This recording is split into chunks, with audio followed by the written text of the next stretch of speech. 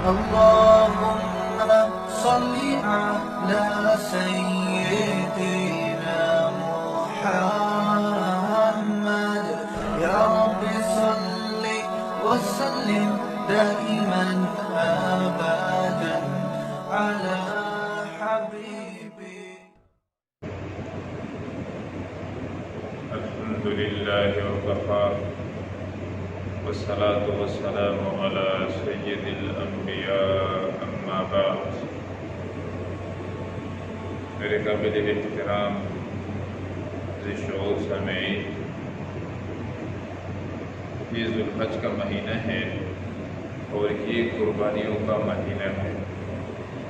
جیسے دیگر مہینوں میں ذوالحج کے مہینے کو یہ مقام حاصل ہے کہ جس میں قربانیوں کی یاد تازہ ہوتی ہے، اسی طرح تمام ایام میں سے جمعے کے دن کو یہ خاص فضیلت حاصل ہے کہ اس میں تمام دنوں کو اگر ملا لیا جائے تو جمعے کی فضیلت تک نہیں پہنچ سکتی.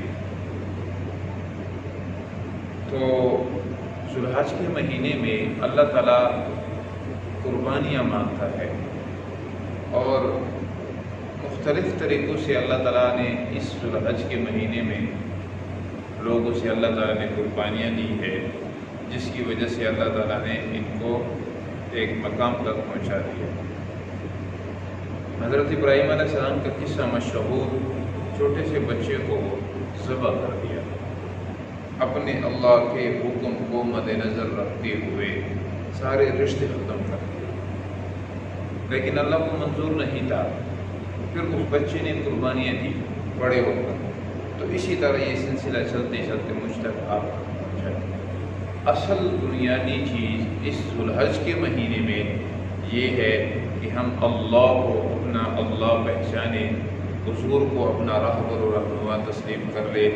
دنیا اور آخرت کے مسائل حل ہوں گے. اگر یہ ہم نے نہیں کیا تو یاد رکھے دنیا اور آخرت کا خسران اور خسارہ ہے. میں ایک مختصر سی حدیث سناتا ہوں. ایک دیہاتی کا یقین، پوری صحابہ کی جماعت کی ہر وقت نظر یہ ہوتی تھی کہ ہم رب کو کیسے پہچانیں، رب کو کیسے پالے، کتنی قربانیاں دے، کس انداز میں قربانیاں دے.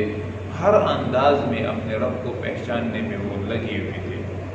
اور سردار الانبیاء صلی اللہ علیہ وسلم کے دامن کو مضبوطی سے تاما ہوتا. تو ایک دیہاتی حضور کی خدمت میں آ کر عرض کرتے ہیں، یا رسول اللہ، اے اللہ کے رسول، من یحاسب الخلق یوم القیامہ، یا رسول اللہ، اے اللہ کے رسول، قیامت کے دن میں ہم سب کا حساب دینے والا کون ہے؟ تو حضور صلی اللہ علیہ وسلم نے فرمایا، اللہ کی ذات.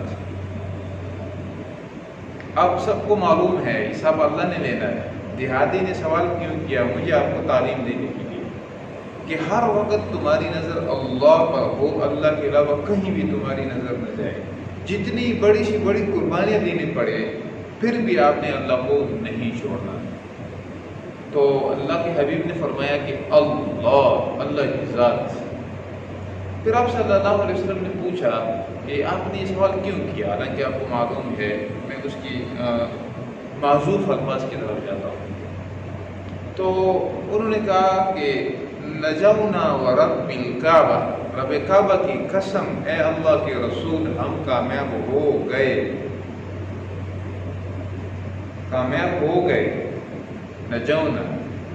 نجونا ہم نجات پا گئے، ہم کامیاب ہو گئے، رب کعبہ کی قسم. سردار الانبیاء صلی اللہ علیہ وسلم نے فرمایا، اتنی قوت دلیل کی بنیاد پہ آپ گفتگو کر رہے ہیں، وہ دلیل کیا ہے آپ کے پاس؟ تو میرا آپ کا رب کریم ہے، کریم. اسی لیے ہر وقت اس کے پیچھے آدمی لگے رہے. ہر وقت اللہ کے رسول صلی اللہ علیہ وسلم کی محبت. میرے آپ کے دل میں معجزہ ہو، دائیں بائیں کی محبت بالکل بیکار ہے، ایک رتی برابر بھی حیثیت نہیں ہے. اس دل میں اللہ اور اس کے رسول کے علاوہ کچھ نہیں، پھر انسان کامیاب ہوگا. یاد رکھیے، جب آپ اس کی طرف قدم بڑھائیں گے اللہ اور اس کے رسول کی طرف، پہلے قدم پہ رکاوٹیں آئیں گی آپ کو، اور اس رکاوٹ کو آپ نے دور نہیں کرنا. وہ رکاوٹ خود بخود دور ہوگی اور اللہ تعالیٰ خود دور کریں گے، یہ اللہ کا وعدہ ہے۔ آپ وقت کی جنید بغدادی بھی بن جاؤ، وقت کے حسن بصری بھی بن جاؤ، وقت کے عبد القادر جیلانی بھی بن جاؤ، بایزید بستامی بھی بن جاؤ، آپ کے اندر لوگ نقص دیکھیں گے، آپ کی کمیوں کی طرف لوگ دیکھیں گے، آپ کی اچھائیوں کی طرف بالکل بھی نہیں دیکھیں گے۔ اور یہ وہ خود نہیں کرتے بیچارے، وہ شیطان ان کے دلوں کے اندر یہ باتیں ڈالتا ہے، اور اس کے اندر یہ کمی ہے، یہ بڑا بزرگ بنا کر رہا ہے، یہ اپنان ہے۔ ان کی اچھائی آپ کو کبھی نظر آنے نہیں دیں گے۔ کیوں؟ کیونکہ آپ کا تعلق اگر ان سے مستوار ہو گیا، استوار ہو گیا ہے، تو پھر تو شیطان کا کام مشکل ہو جائے گا۔ اسی لیے وہ ہر وقت ان لوگوں کو تمہارے خلاف بڑھائے گا جن سے تمہیں تکلیف زیادہ پہنچتی ہے۔ تو پہلے قدم پہ رکاوٹ آئے گی۔ اللہ تعالیٰ فرماتے ہیں اگر مجھ تک آنا ہے اور آپ لوگوں نے پہلا قدم بھی اٹھانا ہے تو پہلے قدم پہ رکاوٹوں کے پہاڑ ہوں گے، لیکن والذین جاہدوا، جو لوگ مجاہدے قربانیاں کر کے مجھ تک پہنچتے ہیں، لنہدینہم سبلنا، جو مجھ تک پہنچنے کی کوشش کرتے ہیں، تو اللہ تعالیٰ فرماتے ہیں لنہدینہم سبلنا، ہم اس کے لیے سبیل نہیں، ایک راستہ نہیں فرمایا، ایک راستہ نہیں، راستوں کے راستے اس کے لیے کھول دیں گے۔ لنہدینہم سبلنا، سبیلنا نہیں کہا، سبلنا، ہم ان کے لیے راستے ہموار کر دیں گے۔ شرط یہ ہے یہ استقامت کے ساتھ چلتا رہے۔ اس لیے حضور نے فرمایا بہترین عمل وہ ہے ادومھا، جو سب سے زیادہ ہمیشگی والا ہو۔ تو اس لیے اللہ اس کے رسول کی محبت کو دل میں بٹھانے کے لیے مختلف طرح کی قربانیوں کے مراحل سے گزرنا پڑتا ہے، تو اس میں سے آدمی کو متاثر نہیں ہونا چاہیے۔ کبھی کون سی پریشانی، کبھی کون سی پریشانی، تمام پریشانیوں کو جھیلتے جھیلتے سیدھا آگے نکلنا ہے، تو اللہ تعالیٰ فرماتے ہیں پھر میری ذات آپ کو ملے گی۔ حضرت مولانا الیاس رحمۃ اللہ علیہ فرماتے تھے جبل جوہد کے پیچھے اللہ کی ذات ہے، جبل جوہد یعنی قربانیوں کے پہاڑ کے پیچھے اللہ کی ذات ملتی ہے، قربانیوں کے پہاڑ کے۔ تو دیہاتی نے سے حضور نے دلیل مانگی تو انہوں نے عرض کی یا رسول اللہ ہمارا رب کریم ہے، کریم کریم کریم، اس لیے اللہ نے گلہ کیا اس میں سورۃ الانفطار میں کہ آپ کو اللہ تعالیٰ فرما رہے ہیں کہ وہ کس چیز نے دھوکے میں ربک الکریم، کس چیز نے آپ کو کریم رب سے دھوکے میں ڈالا، کس چیز نے؟ تو دیہاتی نے کہا ہمارا رب کریم ہے، کریم۔ تو حضور نے پوچھا فرمایا پھر کیوں جب کریم ہے تو پھر کیا ہے؟ تو انہوں نے عرض کی کہ ان الکریم اذا قدر افاق، یا رسول اللہ کریم آدمی کی علامت یہ ہے جب وہ گرفت کر لیتا ہے اور پکڑ لیتا ہے تو آدمی کو چھوڑ دیتا ہے، یہ کریم آدمی کی خصلت ہے۔ پھر آپ نے پوچھا اب اس میں آپ کی نجات کی کیا ذریعہ ہے؟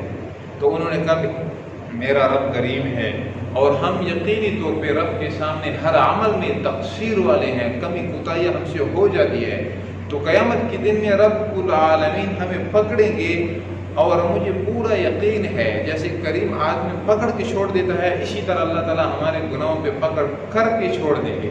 اس لیے ہم نے کہا کہ اللہ تعالیٰ کریم ہے اور ہم نے نجات پا لی۔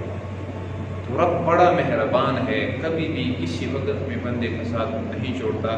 اللہ تعالیٰ سے دعا ہے کہ اللہ تعالیٰ ہمیں اپنی محبت، حضور صلی اللہ علیہ وسلم کی محبت نصیب فرمائے، لیکن یاد رکھیے اس محبت کے اندر مختلف طرح کے مراحل آتے ہیں، اس میں سے کسی مرحلے سے گھبرانا نہیں چاہیے، اور اللہ تعالیٰ اس ذوالحج کے مہینے کے اندر یہ بنیادی خاصیت مجھے آپ کو بھی نصیب فرمائے۔